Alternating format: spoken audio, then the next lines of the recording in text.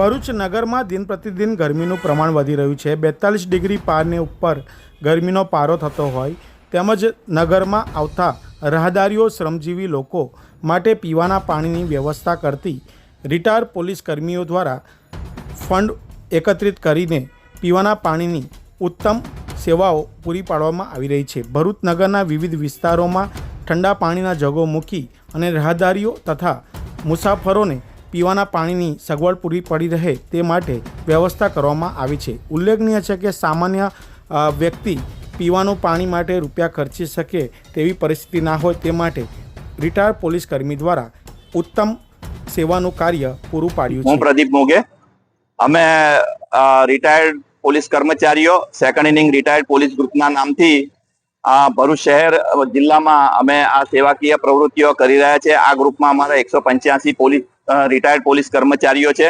અમે પોતે જાતે બધા સ્વખર્ચે પોતાનો ફાળો ઉઘરાવીને ભરૂચ શહેરમાં અને જિલ્લામાં તથા અંતરિયાળ ગામોમાં અલગ અલગ સેવાકીય પ્રવૃત્તિઓ કરીએ છીએ।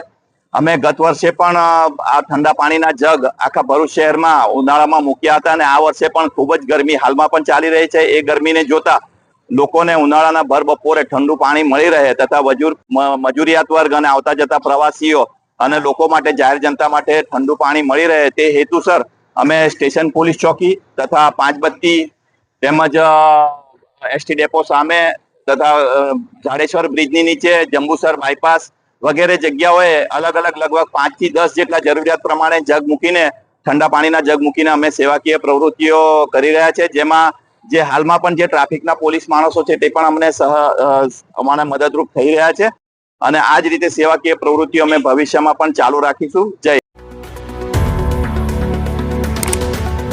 Subscribe now and press the bell icon.